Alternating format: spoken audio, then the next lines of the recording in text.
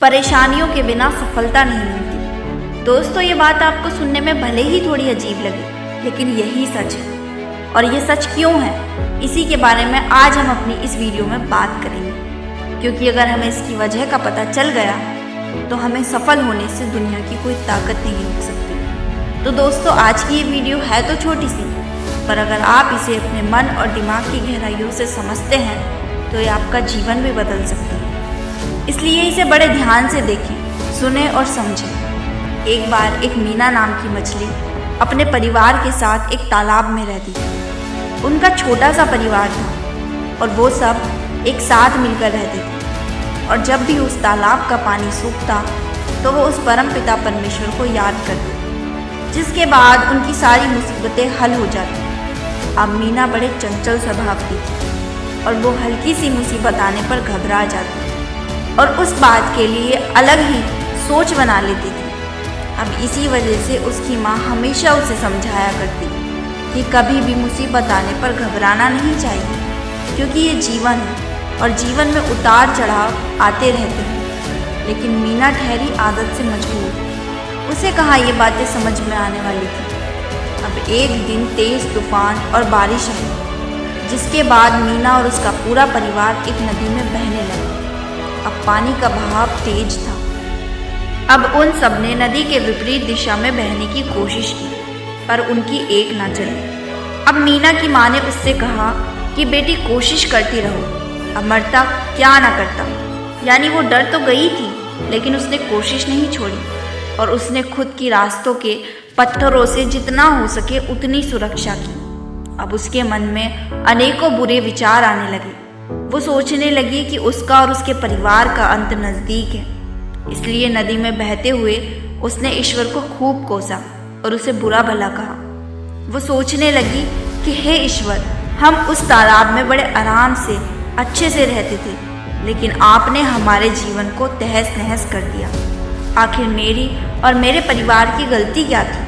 और इसी तरह चलते चलते वो सब एक दिन उस नदी के साथ एक बड़े ऊंचे पहाड़ से नीचे गिर गए। मीना को अपना अंतिम समय नज़दीक आता लग रहा था, लेकिन तभी उसने खुद को किसी जमीनी सतह से टकराने की जगह एक साफ पानी में तैरते हुए महसूस किया।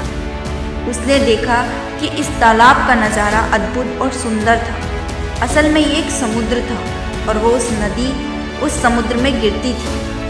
अब इस समुद्र में पहुंचकर मीना को एहसास हुआ कि ईश्वर ने हमें एक छोटे से बदबूदार तालाब से निकालकर एक विशालता और सुंदरता से भरे समुद्र में लेकर आ गए हैं, जहां पर जीवन जीने की अनेकों संभावनाएं मौजूद हैं। वो जान गई कि ईश्वर ने हमारे जीवन में तूफान लाकर हमें अपने विशाल रूप से जोड़ लिया है और इस तरह वो अपने जीवन में आने वाली परेशानियों के महत्व और उनकी ज़रूरत को समझ चुकी थी कि आज की यह परेशानियाँ कल की सफलता के लिए कितनी ज़रूरी है। तो दोस्तों, आज की ये कहानी हमें मानव जीवन का एक बड़ा गहरा संदेश देती है। जब भी हमारे जीवन में कोई परेशानी आती है तो हम घबरा जाते हैं। असल में हमारे घबराने की मुख्य वजह यह है कि हम भविष्य को लेकर चिंतित हो जाते हैं और जिस समय हमें उन परेशानियों से लड़ना चाहिए, उस समय हम ये सोच रहे होते हैं कि हमारा पुराना समय कितना सही था। और इस तरह हम उन मुसीबतों के सामने हथियार डालकर बैठ जाते हैं। लेकिन ज़रा आप ठंडे दिमाग से सोचो, क्या ऐसा करना ठीक है? क्या हम अपने भविष्य को नियंत्रित कर सकते हैं? इसका जवाब है नहीं। भविष्य हमारे नियंत्रण में बिल्कुल भी नहीं होता और न चाहकर हम उसे नियंत्रित कर सकते हैं। इसलिए सबसे ज़रूरी है कि हम मुसीबत आने पर भविष्य की चिंता छोड़कर अपने आज पर ध्यान दें। ठीक जैसे हमने इस कहानी में देखा कि मुसीबत आने पर मीना घबरा ज़रूर गई, लेकिन उसने हिम्मत नहीं हारी और उसने खुद को रास्ते की कठिनाइयों से बचाया और परिणाम स्वरूप अंत में क्या हुआ, ये सब हमने देखा। भगवान ने रहने के लिए उसे एक छोटे तालाब की जगह एक बड़ा और विशाल समुद्र दे दिया। अब जरा सोचो, अगर वो हार मान जाती और परिस्थितियों से हार जाती तो क्या उसका जिंदा रहना संभव था? इसलिए दोस्तों, इस बात की गहराई को समझो। परेशानियां हमारे इस जीवन का एक बड़ा अभिन्न हिस्सा होती हैं और ये समय समय पर हमें कुछ नया सिखाती हैं। इसलिए हमें जीवन की परेशानियों से डरना नहीं चाहिए, बल्कि उनका डटकर सामना करना चाहिए और उनसे कुछ नया सीखना चाहिए। और भविष्य में क्या होगा ये उस परमात्मा, उस ईश्वर पर छोड़ देना चाहिए, क्योंकि हो सकता है कि वो भगवान तुम्हें पूरा समुद्र दे रहा हो और तुम एक चम्मच लेकर खड़े हो। यानी पूरी बात का निचोड़ ये है कि जीवन में आने वाली परेशानियाँ हमारी एक परीक्षा होती है और इस परीक्षा का परिणाम है सफलता।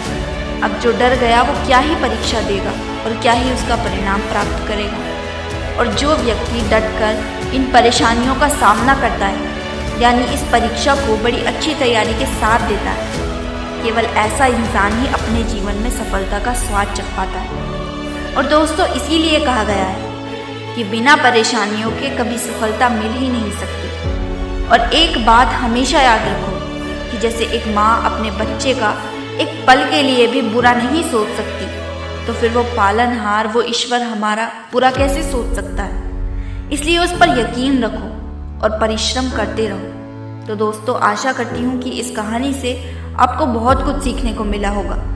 अगर ये वीडियो आपको अच्छी लगी हो तो इस वीडियो को लाइक और अपने दोस्तों के साथ शेयर ज़रूर करें और चैनल को सब्सक्राइब करना ना भूलें। आपका एक लाइक और एक सब्सक्राइब हमें आगे बढ़ाने के लिए मोटिवेट करेगा।